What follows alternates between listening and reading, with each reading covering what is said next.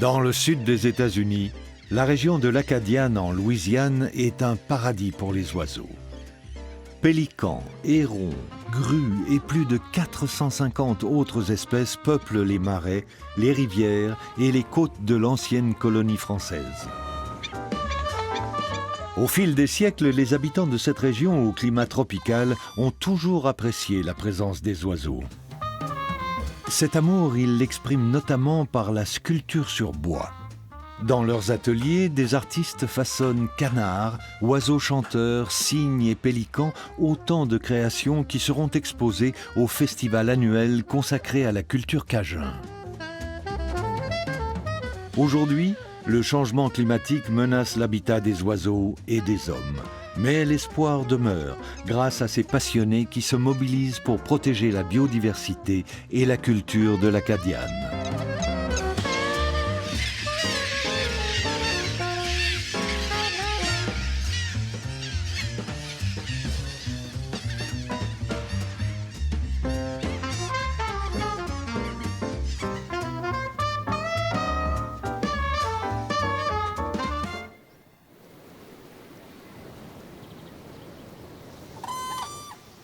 Les grues blanches à la silhouette élancée se déplacent avec élégance dans les marais de Louisiane.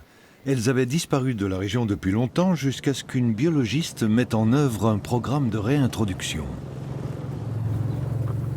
Sarah Zimorski est chef de projet au département des eaux et forêts de Louisiane. Elle est responsable de ce programme. Aujourd'hui, elle va inspecter un nid. Les grues atteignent la maturité sexuelle vers 3 ans. Les couples sont unis pour la vie et une fois par an, les femelles pondent une couvée composée en général de 2 œufs, parfois 3. Le nid se trouve au milieu d'un lac peu profond.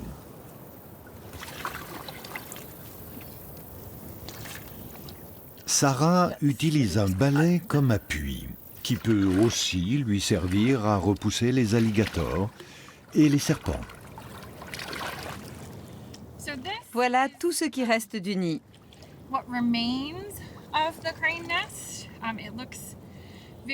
Il aurait une toute autre allure si les grues s'en servaient encore. Comme il est en partie immergé, c'est difficile de se rendre compte. Mais c'est sûr qu'il était beaucoup plus grand au départ. Sous l'eau, il y a beaucoup plus de végétation autour du nid. Il a sans doute été utilisé par des tortues. On voit des traces de pattes et de piétinement qui ont provoqué l'affaissement des côtés. Les grues aménagent leurs nids sur l'eau pour les mettre hors de portée des prédateurs. Certes, les lynx et les coyotes savent nager, mais cela leur demanderait beaucoup d'efforts pour aller jusqu'au milieu du lac. Ils se contentent en général de chasser sur les rives. Alors pour les grues, le fait de nidifier sur l'eau, ça permet de protéger la couvée. Mais parfois, cela ne suffit pas. Visiblement, les oisillons de ce nid ont été victimes d'un prédateur. Depuis plus de 10 ans, Sarah transfère des grues blanches du Texas en Louisiane pour qu'elles s'y reproduisent.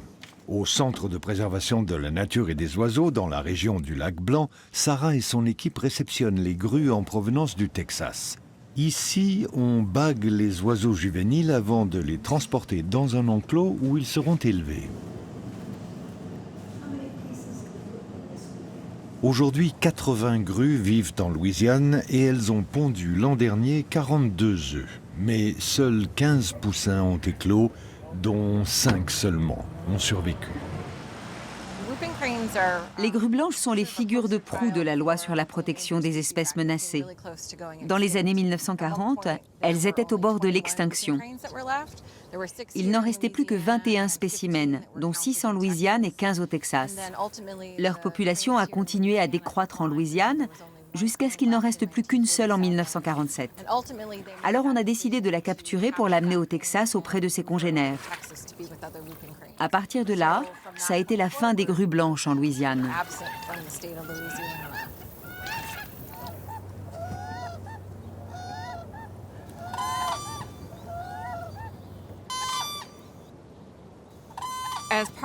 Pour réduire le risque d'avoir une espèce d'oiseau dans une seule région donnée, l'un des axes du programme de conservation consiste à établir des populations séparées dans différentes zones. Voilà comment notre projet a vu le jour. Nous savions qu'autrefois il y avait des grues blanches ici. Et l'idée, c'était d'en introduire un groupe supplémentaire pour prévenir leur extinction à l'état sauvage.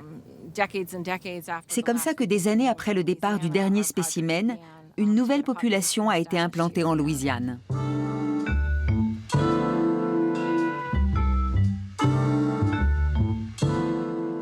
L'enclos des grues se trouve dans l'ouest de l'Acadiane. Le pays cajun, comme on l'appelle aussi, s'étend de la Nouvelle-Orléans vers l'ouest jusqu'à la frontière du Texas et vers le sud jusqu'au golfe du Mexique. Il n'est pas seulement la patrie de nombreux oiseaux, mais aussi celle des Cajuns. Leurs ancêtres sont les Acadiens, descendants des colons français du Canada qui ont été déportés au XVIIIe siècle pour avoir refusé l'allégeance à la couronne d'Angleterre. Après des années d'errance et des milliers de kilomètres parcourus à pied, en bateau et en carriole, ils gagnent le sud de la Louisiane qui devient leur terre d'adoption. Les autochtones y sculptaient depuis longtemps des oiseaux en bois et les Cajuns se sont appropriés cette tradition populaire. Elle est considérée comme la première forme d'art américain. À l'origine, ces sculptures étaient utilisées comme appât pour la chasse. Aujourd'hui, ce sont avant tout des objets de décoration vendus parfois très cher.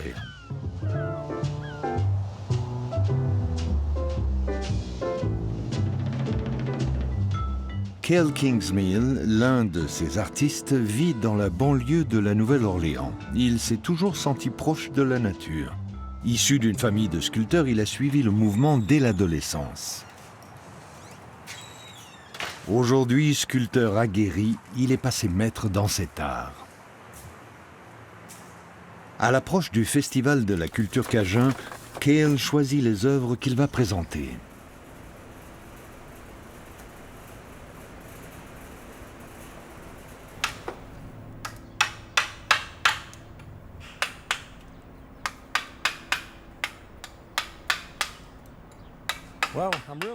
On peut dire que je suis un artiste populaire. Je me suis spécialisé dans la fabrication de leurres pour la pêche. Un artisanat très ancien qui remonte à 3000 ans. Beaucoup de gens l'ignorent, mais c'est en fait la seule forme d'art américain originel. Dans des grottes du Nevada, on a trouvé des leurres sculptés par les Amérindiens il y a 3 millénaires.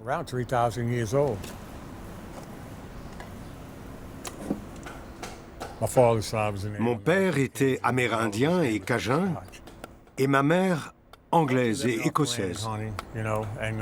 Pour vivre, on utilisait les ressources de la nature et on allait à la chasse et à la pêche. L'environnement a beaucoup changé ces 30 dernières années. Quand j'étais jeune, il y avait une telle diversité d'oiseaux chanteurs, comme les loriots et les parulines à croupions jaunes. C'était naturel de voir toute cette faune aviaire dans la région. Mais depuis une vingtaine, voire une trentaine d'années, les populations ont énormément diminué. Dans certaines zones, comme le bayou Lafourche, les oiseaux sont encore nombreux. Ce marais offre une longue voie navigable qui traverse le pays cajun vers le sud, jusqu'au golfe du Mexique. Robbie Mattern, ingénieur et artiste amateur, a pour mission d'inspecter les digues construites sur ce cours d'eau. Aujourd'hui, il est accompagné par Mark Angelette, un étudiant ingénieur. Comme beaucoup de Cajuns, Robbie est un passionné d'oiseaux. Là-bas, 2 échasses d'Amérique. Elles ont le ventre blanc et le dos noir.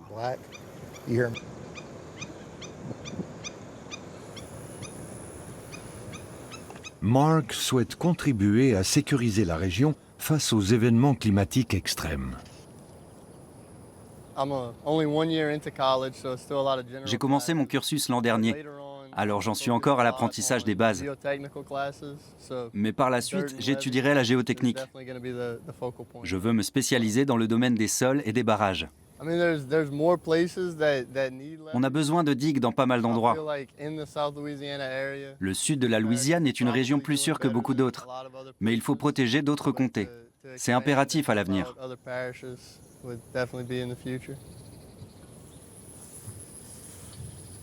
Le Mississippi et les bayous n'ont pas d'influence directe sur la région. Tout se joue dans ce magnifique marais qui est un écosystème idéal pour la faune sauvage et les poissons. Mais il est relié directement au golfe du Mexique, ce qui représente un risque. Dans l'hypothèse où de fortes ondes de tempête viendraient du sud, la digue pourrait les contenir, voire empêcher complètement l'eau de se déverser plus au nord.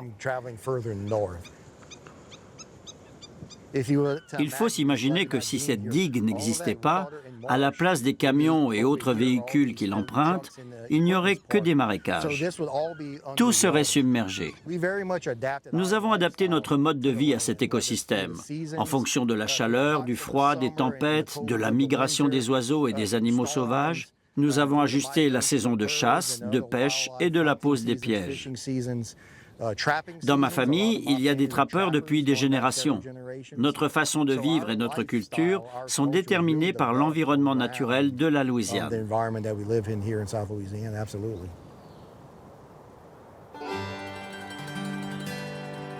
La naissance de la culture cajun remonte à la seconde moitié du XVIIIe siècle. À cette période, la Grande-Bretagne prend possession des colonies françaises dans la province canadienne de l'Acadie et donne une alternative aux Acadiens. Regagner le territoire français ou signer un serment d'allégeance inconditionnelle à la couronne britannique. Les Acadiens refusent majoritairement et sont alors déportés massivement. À la suite d'années d'errance, 3000 d'entre eux finissent par arriver en Louisiane où ils vont créer une nouvelle communauté. Après les températures glaciales du Canada, ils doivent s'adapter au climat subtropical de la Louisiane. Lorsqu'ils s'installent près du fleuve Mississippi et du golfe du Mexique, ils survivent grâce à tout ce que leur offre la nature. Isolés par la végétation dense entourant la Nouvelle-Orléans et éloignés de leur patrie française, les Cajuns se construisent peu à peu une identité forte.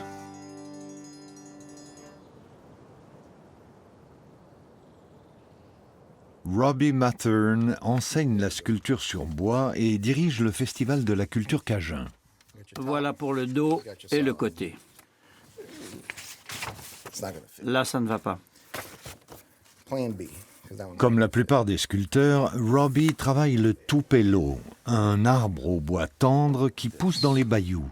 Mais aujourd'hui, il y en a de moins en moins en raison de l'eau salée qui remonte de la mer vers les marais.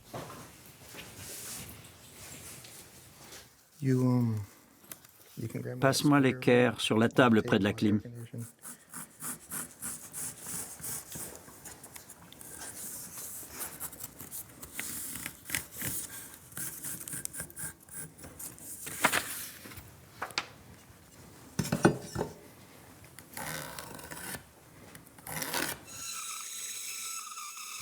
Cette année, nous célébrons la 47e édition du festival.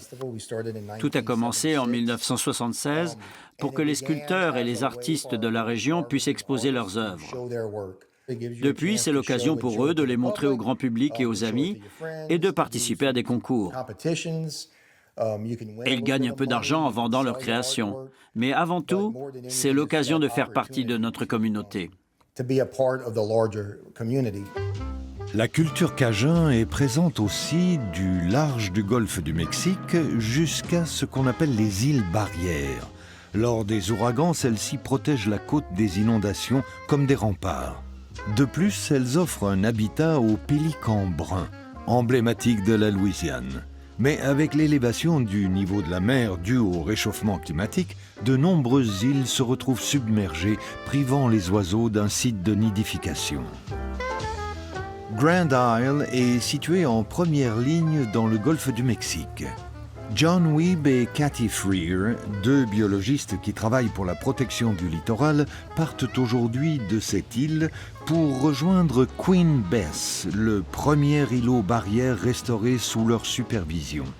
La mère de John, Linda, est aussi du voyage. Plusieurs colonies de pélicans sont revenues y nicher et les scientifiques veulent voir si tout va bien. Il était urgent d'agir. Outre les inondations, les tempêtes tropicales érodent en permanence des pans entiers du littoral. L'équivalent d'un terrain de football est grignoté toutes les 90 minutes.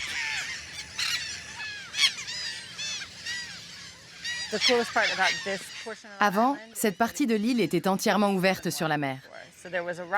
Après les années 1990, il y avait un anneau rocheux qui faisait le tour de l'île, ce qui offrait une certaine protection. Aujourd'hui, cette partie est la plus haute de l'île. On a amené jusqu'ici 115 000 mètres cubes de sable du Mississippi par la voie navigable Patera. Ça a été un énorme chantier.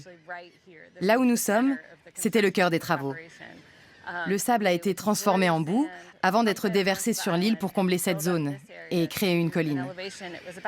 À la fin des travaux, la colline s'élevait à environ 1,5 mètre au-dessus du niveau de la mer.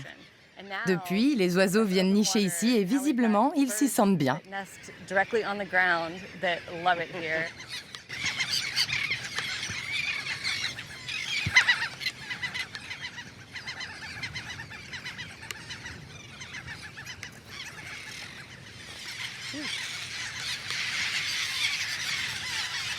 Les biologistes se réjouissent de voir que les pélicans se sentent bien et ont pris leurs aises.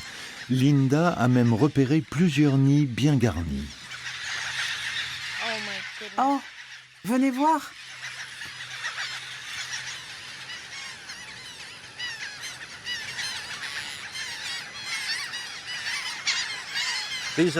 Ces plantes ont beaucoup de tiges aériennes rampantes. À un certain stade, elles s'aplatissent et forment une sorte de matelas. Le pélican s'en sert de base pour construire son nid.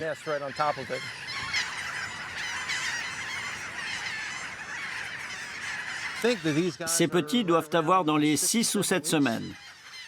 Ils grandissent vite parce qu'ils ont de bons parents qui s'occupent bien d'eux. Ici, les adultes trouvent suffisamment de nourriture pour leur progéniture. Les pélicans bruns plongent en piqué pour saisir des poissons repérés au préalable, puis les avalent tout de suite ou les portent dans leur bec jusqu'à leurs petits. Le succès de Queen Bess peut désormais servir de modèle pour des travaux de reconstruction sur d'autres îles barrières. Le pélican a une silhouette complexe, difficile à reproduire, et peu d'artistes s'y sont essayés. Un sculpteur est passé maître dans ce domaine, Gene Herbert. Depuis des années, il vit et travaille à Houma, une petite ville du pays cajun. Pour lui aussi, tout a commencé par un canard. J'ai construit ma propre maison. Ça m'a toujours plu de travailler le bois. Un jour, j'étais tranquille chez moi dans mon fauteuil à bascule, en train de scier un morceau de bois pour la véranda. Il avait à peu près cette taille. Alors, je me suis mis à sculpter un canard avec mon couteau de poche. Mon voisin qui passait par là m'a demandé ce que je faisais. Je lui ai répondu, ce morceau de bois me fait penser à un canard, alors j'essaie de lui donner cette forme.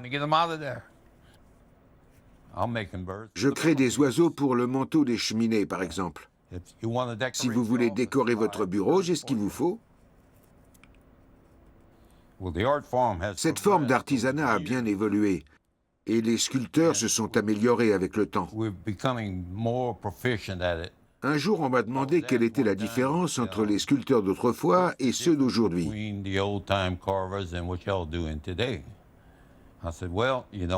J'ai répondu qu'en réalité, nous ne sommes pas meilleurs que nos prédécesseurs. C'est juste qu'autrefois, ils n'avaient pas toute la documentation, ni les outils, ni les peintures que nous avons aujourd'hui. Je dirais même qu'ils étaient de meilleurs artistes que nous parce qu'ils devaient travailler de mémoire. Avec son assistant Kevin Henry, Gene part à la pêche dans le bayou Tortue. Il va en profiter pour tester une de ses sculptures en la mettant sur l'eau pour voir si elle flotte. Il s'agit d'un canard décoratif qui n'est pas censé servir de leurre. Le bateau longe tranquillement des forêts de palétuviers typiques des bayous de Louisiane lorsque, tout à coup, il se retrouve coincé au milieu de l'eau. On aurait dû faire un détour. Les plantes nous bloquent le passage.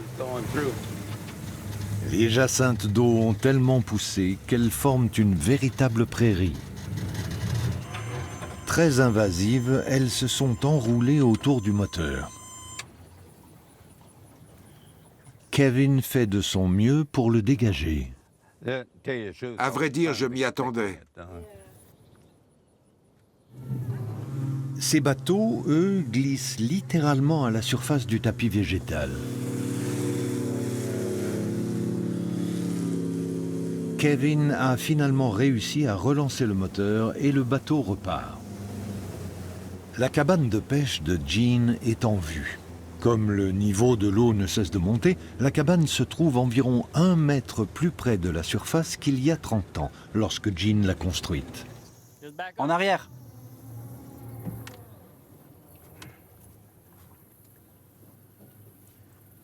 On devrait peut-être le tourner. Attache-le. Je voudrais le mettre dans ce sens, pour que le vent le pousse. D'accord.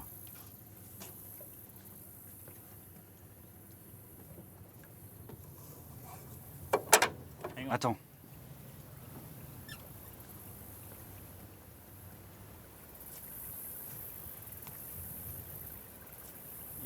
Qu'est-ce qu'on est tranquille ici.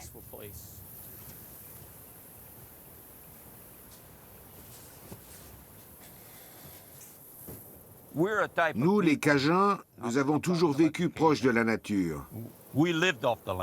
C'est comme ça que nous avons grandi. Mes oncles étaient pêcheurs et chasseurs, alors on avait toujours quelque chose à se mettre sous la dent. Certains Cajuns étaient aussi agriculteurs, mais pas nous. À l'époque, il n'y avait pas de supermarché comme maintenant pour faire les courses.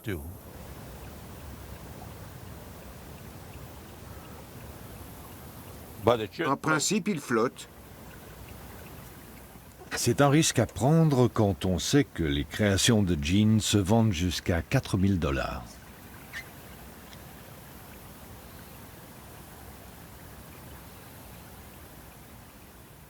La sculpture d'oiseaux ne date pas d'hier. Dans le temps, on ne trouvait pas de leurre au supermarché. Les pêcheurs devaient les fabriquer eux-mêmes. Ils ont donc commencé à bricoler des oiseaux. Cette activité s'est développée et ça a fini par devenir une forme d'art.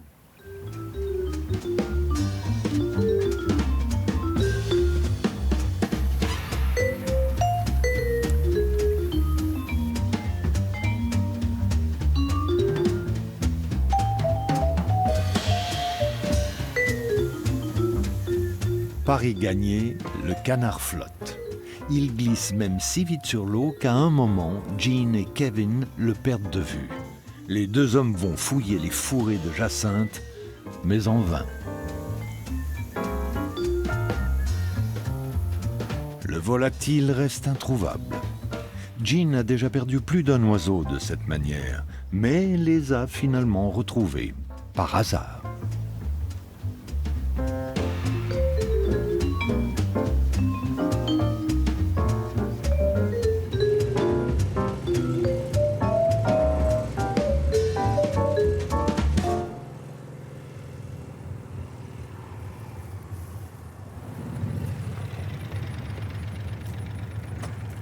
De son côté, Sarah Zimorski va rendre visite à une petite famille qu'elle connaît bien. Pendant 9 mois, elle a pris soin des oisillons restés bien à l'abri dans un enclos. Relâchés ensuite dans la nature, ils doivent désormais affronter toutes sortes de dangers. Sarah veut voir s'ils se portent bien. Quand on les relâche, on met un costume blanc, comme toujours depuis qu'on s'occupe d'eux, pour qu'ils ne nous voient pas et gardent leur instinct de fuir les hommes, et qu'ils aient donc une chance de survivre une fois devenus indépendants. Les grues blanches sont une espèce menacée. La loi interdit de leur faire du mal ou de les tuer. Elles sont strictement protégées. Malheureusement, quelques-unes ont tout de même été abattues, Mais ce n'était pas pendant la période de chasse. En principe, on n'a pas de problème avec les chasseurs. Cale Kingsmill réalise surtout des canards, mais aujourd'hui il se lance dans la création d'une grue blanche. Et quel que soit l'oiseau, tout commence par un dessin.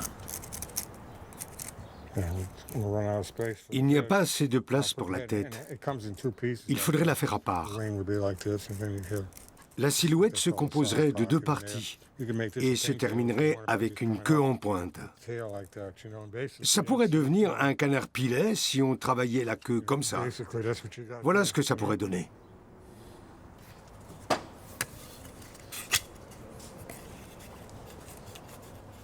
La grue a donné du fil à retordre à Cale, mais il est content du résultat. Il ne reste plus qu'à la peindre. J'ai plutôt l'habitude de faire des appâts traditionnels. C'est la première fois que je réalise une grue. J'en ai observé sur toutes les coutures.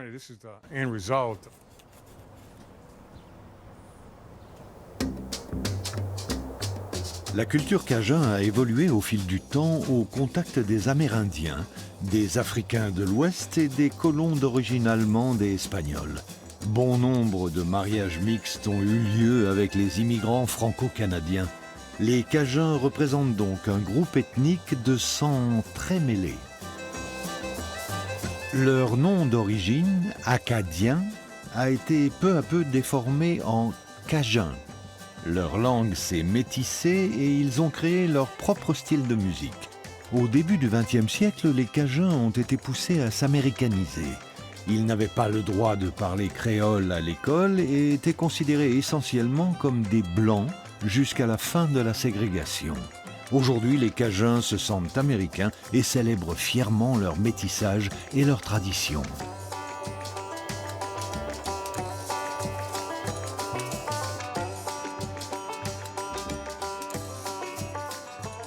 Le Festival de la culture cajun est un événement incontournable en Louisiane. 66 sculpteurs y présentent près de 250 oiseaux. Jean et Kevin sont déjà en train d'installer leur stand. Cale prépare le sien avec son neveu.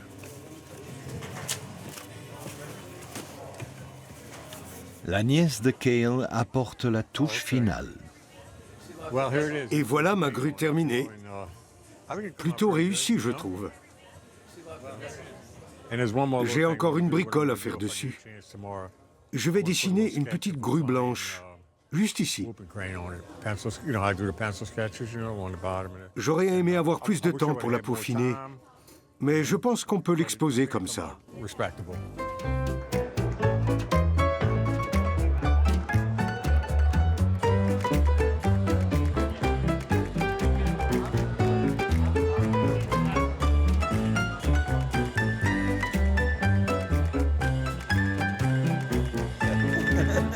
Salut, comment ça va? Ça fait plaisir de te voir. Ce soir, nous couronnons la nouvelle reine du festival. Mesdames et messieurs, merci d'applaudir la nouvelle reine, JC Chesson. Le concours commence. Les critères d'évaluation sont l'aspect réaliste des oiseaux et leur capacité à flotter comme des vrais.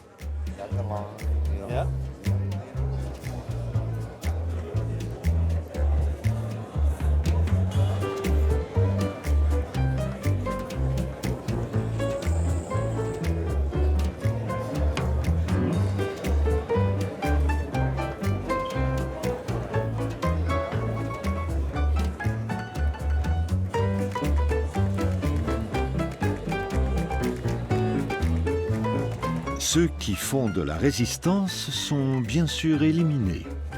Jean fait lui aussi partie du jury. Il vient d'évaluer des oiseaux chanteurs. Nous examinons l'oiseau dans son ensemble, ses couleurs et son anatomie, et aussi la façon dont il s'accorde à son environnement. Pour celui-ci, nous avons noté une petite chose. La partie blanche du poitrail, ici, devrait monter juste un peu plus haut. Mais c'est juste un détail. Avant tout, nous aimons la manière dont il est peint. les transitions de couleurs, la suppression des couleurs primaires et les différentes teintes du poitrail.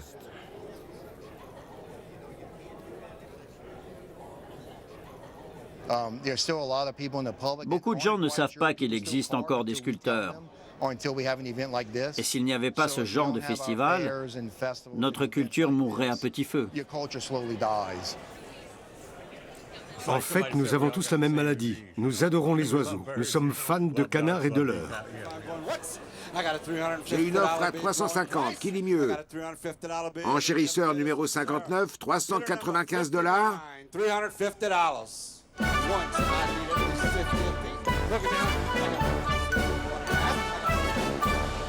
Et voici tous les vainqueurs.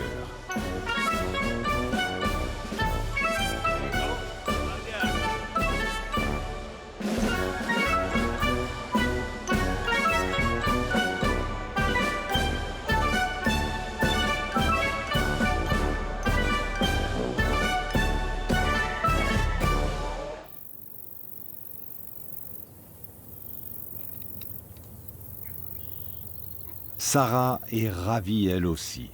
Elle a retrouvé sa petite famille à plumes. Nous espérons restaurer pleinement cette espèce en Louisiane. Si nous y parvenons, l'État et les gens d'ici pourront en être vraiment fiers.